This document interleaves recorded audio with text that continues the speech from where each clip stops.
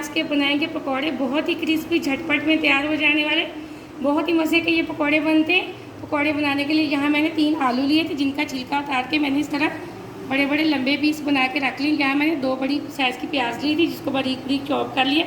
यहाँ 1.5 कप मैंने बेसन का लिया, 3 मैंने हरी मिर्चें लिए। बाकी मसाले मैं आपको बता देती हूँ जो हमने डालने हैं। सबसे पहले मैं एक बॉल लेती हूँ। यहाँ पकौड़ा का मिक्सचर तैयार करने के लिए मैंने एक बॉल ले ली है। इसके अंदर जो मेरे पास आलू थे मैं वो डाल दूँगी। इसी के साथ हम डाल देंगे जो मेरे पास प्याज है वो।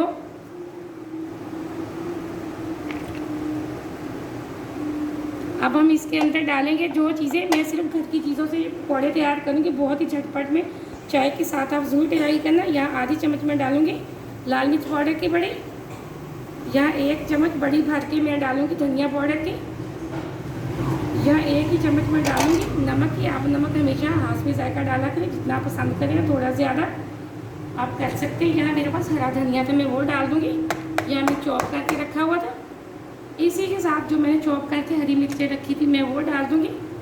अब हम इसके अंदर डाल देंगे बेसन। यह मैंने सारा बेसन डाल दिया जो मैंने 1.5 कप लिया था। अब मैं थोड़ा थोड़ा पानी डाल के पकौड़ों का मिक्सचर तैयार कर लेती हूँ। यहाँ मैंने ये देखें एकदम से थोड़ा सा पानी डाल के पकौड़ों का बैटर बिल्कुल रेडी कर लिया। यहाँ मैंने आलू और प्याज ज़्यादा डाले, बेसन थोड़ा सा कम डाला है। एकदम से ये देखें, ना मैंने ज़्यादा नरम ना ज़्यादा सख्त किया। हमारा बैटर बिल्कुल अच्छे से तैयार हो चुका है। यहाँ पकौड़े बनाने के लिए मैंने एक अदद कढ़ाई ली है। कढ़ाई के अंदर मैंने तकरीबन 2 कप के बराबर ऑयल डाला था। ऑयल हमारा गर्म हो चुका है। अब हम इसके अंदर डालेंगे पकौड़े। यहाँ मैंने इस तरह थोड़ा सा उठाऊँगी बैटर और इसको हाथ से प्रेस करके इस तरह कढ़ाई के अंदर डाल दूँगी। ये देखिए, बिस्मिल्लाहिर्रहमानिर्रहीम।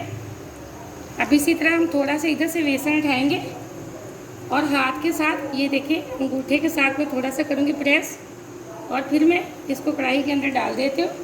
इसी तरह मैं अपने सारे पकौड़े 3 से 4 पकौड़े डालूँगी, ज़्यादा नहीं। यहाँ एक साइड से हमारे पकौड़े बिल्कुल पक चुके हैं। अब हम इसकी साइड बदल देते हैं। ये देखिए माशाल्लाह से एकदम से हमारे पकौड़े बहुत अच्छे बने। मैं आराम से इसकी दूसरी साइड बदल दूँगी ताकि दूसरी तरफ से भी ये अच्छे से पक जाए। बहुत मज़े के बनते हैं, झटपट में ये तैयार हो जाते हैं। अगर आपके घर में कोई अचानक मेहमान आ जाए तो आप चाय के साथ ये ज़रूर ट्राई करना।